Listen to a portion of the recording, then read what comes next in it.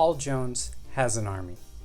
The Boogie Woogie Maniac Jimmy Valiant has a renegade militia. Both sides have been at war for some time now, and after a recent defeat, many counted Paul Jones's army out. As you're going to find out this week, that was merely a ruse. Thank you for tuning in to another episode of Tyler Vance Rants. I am your host, Tyler Vance himself. It is June 2nd, 1984. Last week, the aforementioned Boogie Woogie Maniac Jimmy Valiant hung out on a beach like the bum that he is, while in the WWF pop star Cyndi Lauper no-showed her committed appearance on Piper's Pit. David Crockett threw a temper tantrum on commentary against his cohort Tully Blanchard, while the new team of Adrian Adonis and Dick Murdoch usurped WWF World Tag Team Champions Rocky Johnson and Tony Atlas to become the new WWF World Tag Team Champions. Needless to say, it was a loaded week, and the very same can be said for this week. Before we get into the episode proper, I just wanted to make note of something important that is mentioned on WWF's Championship Wrestling program. On Sunday, May 27th of 1984, Vincent J. McMahon, the father of current owner of the WWF, Vincent Kennedy McMahon, passed away at the age of 69. I will have a special out about his life and impact on the pro wrestling business soon. In honor of the late Vincent J., we are going to be tuning in to the WWF first this week in its flagship show, Championship Wrestling. The opening bout sees Greg the Hammer Valentine accompanied by his manager, Captain Lou Albano, to face off against Chief J. Strongbow. Vincent J. McMahon's son, Vincent K., is on commentary along with his partner, Mean Gene Okerlund. Valentine starts the match off by striking the anvil while it's hot. He's on fire. Chief J. Strongbow struggles to get in any kind of offense against his opponent, but does manage to get a desperate sleeper hold on the hammer. Valentine shrugs this off and continues to pound on the Chief, putting his opponent in the figure 4 leg lock. However, the referee doesn't announce Greg Valentine as the winner. What's going on? Everyone is confused as to what's going on here, even Vince McMahon and Gene Okerlund on commentary. But now I am totally confused. Eventually, it's confirmed that Greg Valentine did win the match. However, it's because that Chief J. Strongbow was counted out of the ring. Great officiating there, ref. Vince McMahon brings us another week of his lame WWF update segments. However, this week I'm actually kind of interested. Why? Because Captain Lou Albano is the focus. The captain has been manager to 14 different WWF World Tag Team Champion combinations. However, his most recent accomplishment is not wrestling related at all. Captain Albano is currently manager, as you probably know, to Cyndi Lauper, and so we're treated to a brief snippet of Lauper's music video for Time After Time, another one starring Captain Lou Albano himself. According to the captain, he's got so much in store for Cyndi Lauper's career going forward that you and I are both going to be very surprised. Special Delivery Jones takes on Dr. D. David Schultz one-on-one next, and neither man is especially gifted when it comes to technical wrestling, something the crowd acknowledges as well. They just want to see these two big guys wail on each other. The Doctor spends the opening moments of the match trying to get under Special Delivery's skin, raising his temper, a tactic that works, and it's not long before the Doctor and Special Delivery just start going at it. The problem with this is that both men are tougher than $2 steaks, so the punching and the haymakers, it goes nowhere. A headbutt from Jones sends Dr. Schultz flying outside of the ring, but as Special Delivery tries to follow, he gets caught. A diving elbow from the second rope is enough to secure the 1-2-3 for Dr. D. David Schultz. I feel really bad for Billy Travis. It's hard enough when you're a debuting wrestler with little to no experience, but when you are debuting against opponents the likes of Greg the Hammer Valentine, Dr. D. David Schultz, and now this week Mr. Wonderful Paul Orndorff, it really feels like someone's got it out for you. You have to remember, This guy is still within the first 5 matches of his career, and already he's been put through the ringer. And there's really no difference this week either. Mr. Wonderful sees Billy Travis as such a little threat, he spends more time in the match mocking the crowd than he does on his opponent himself. When Billy is in Orndorff's sights, there's nothing that he can do, and it's not long before he gets cut open. It's only then that Mr. Wonderful mercifully puts Billy Travis away following a pile driver. This week's Piper's Pit sees the controversy over who really manages Cyndi Lauper just go a little bit deeper. You see, according to Rowdy Roddy Piper's guest this week, David Wolff, he is Cyndi Lauper's actual manager, not Captain Lou Albano. What are you trying to tell me? I'm trying to tell you that he has absolutely nothing to do with her career. And goes even further, saying that Captain Albano has been lying to everyone. While you're sitting there calling my friend Lou Albano a liarman? Yes, as a matter of fact, I am. Whoa, David. You might not want to point fingers. I'm not the only one that took offense at David's statement just now. Piper goes off on Wolff. You're sitting there, a cab driver, somebody I've never seen before, Dave Wolff, Don Wolff, whatever your name is. As if attempting to back up his claim, David Wolff says that he can actually make Cyndi Lauper appear on next week's Piper's Pit. Okay, buddy. The main event of WWF Championship Wrestling sees Lanny Kean take on the Cobra Corps Commandant Sergeant Slaughter. Accompanied as always by his personal flag bearer and fellow Cobra Corps Commando, Sergeant Terry Daniels. The Marines hand out mini American flags to people in the crowd, and all I have to say, quoting the Iron Sheik, is Canada #1! Canada #1! A diving clothesline from the top rope by Sergeant Slaughter practically decapitates Kean as the match begins. It's not long after that the Cobra Corps Commandant finishes Kean off with the Cobra Clutch, screaming, What's Slaughter thing? Iron Sheik. What? Arrest these people! Get Lanny Kean to safety. It's too late for Sergeant Slaughter. I can't bear to watch the fans be allowed to go crazy and jump the guardrail, so we're going to tune in to the NWA's Worldwide Wrestling program and get back to some semblance of normalcy. The NWA starts things off this week by treating us to a match between Mark Youngblood and Bob Owens. According to David Crockett on commentary, due to Mark's older brother Jay Youngblood being injured, Mark has decided to abandon his ilk and get a new tag team partner. Who is this goof, you might ask? It's somebody known as the Renegade. No, not that one. That's in 1995. Focusing in on the action, it really speaks to the quality of Bob Owens, considering he struggles against someone the caliber of Mark Youngblood. Then again, it really speaks volumes to the kind of ability that Mark Youngblood is able to dish out, considering he manages to get turned around and dominated for a large portion of the match against somebody like Bob Owens. A double chop from the top rope secures Marky Mark the win. Backstage, David Crockett introduces us to the NWA Television Champion and soon to be his color commentator, Tully Blanchard. Blanchard doubts whether or not David can keep himself together, considering he practically threw a temper tantrum on the air last week. Crockett tries to immediately throw shade on Blanchard by bringing up yet again what happened between him and Johnny Weaver, resulting in Weaver being out and injured. I see what you're trying to do, David. Once again, trying to snake your way into the fans' hearts and twist the view on Tully Blanchard unjustifiably. You think you're so clever, don't you, David? I'm on to you. Tully Blanchard then leaves David with a warning, saying if that's what he's willing to do to Johnny Weaver, who continuously shoved his nose into the television champion's business, what do you think's going to happen to you, David Crockett?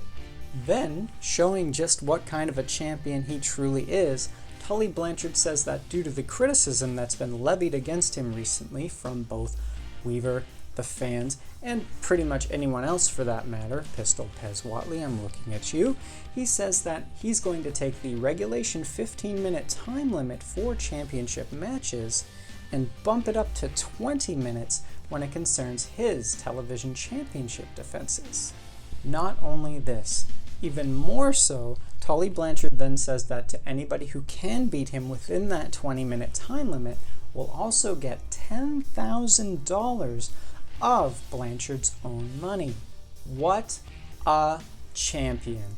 Masked Outlaw takes on Mark Fleming in singles competition next. The champion is accompanied by his manager Gary Hart, but he doesn't have to worry about the championship being lost, considering that this is a non-title match. King Kong Angelo Mosca Sr. emerges to watch the match from the aisle. He's not watching anything. He's either here to cause chaos, or he's about to make what happens in the ring his business somehow. Back in the ring, Fleming stands absolutely no chance against the Masked Outlaw. Then, just as I predicted, Angelo Mosca Sr. rushes the ring. He straight up tells Mark Fleming to get out of the ring. It's his match now. What? Well, King Kong gets what he wants because he and the Mid-Atlantic Heavyweight Champion begin to have it out. Then, of course, Mosca Sr. being Mosca Sr. tries to make things personal by ripping off the Masked Outlaw's mask. But thankfully, Gary Hart is able to come to his client's aid. The duo place a bull rope around Angelo Mosca Sr.'s neck and just about strangle him to death right on live TV. Unsurprisingly, that provokes Angelo Mosca Jr. to come out to his father's aid. The referee, shocked at what he's witnessing, decides finally to do his job and announces that the match between the Masked Outlaw and Mark Fleming is a no contest. No kidding.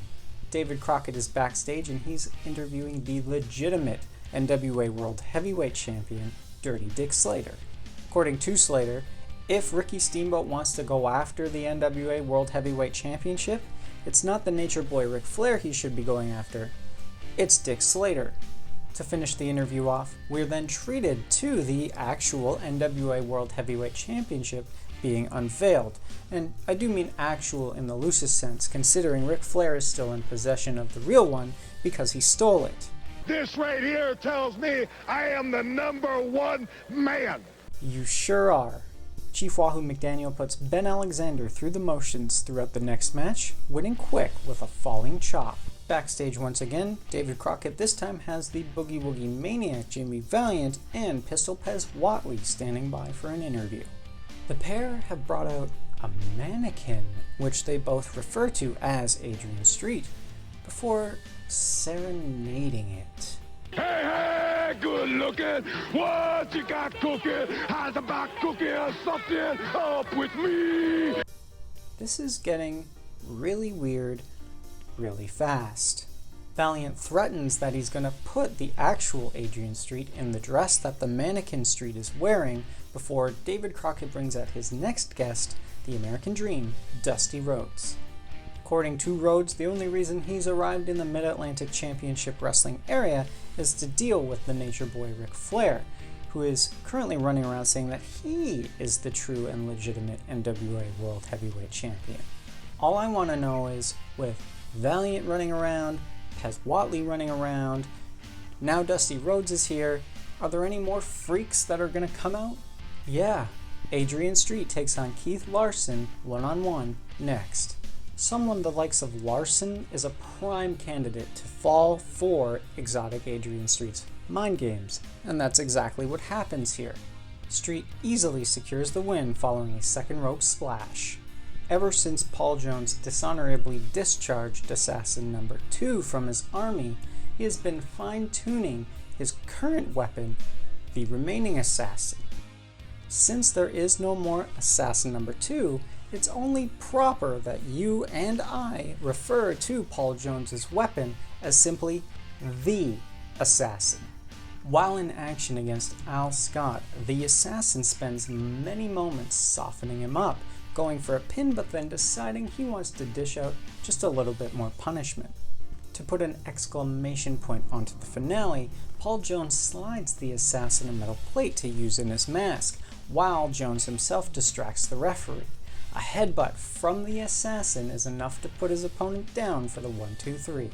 The main event of Worldwide Wrestling and the week sees the current NWA World Tag Team Champions, the Pride of the Carolinas, Don Kernodle, along with the Russian Bear, Ivan Koloff, taking on the team of Randy Barber and Gerald Finley in a non-title match.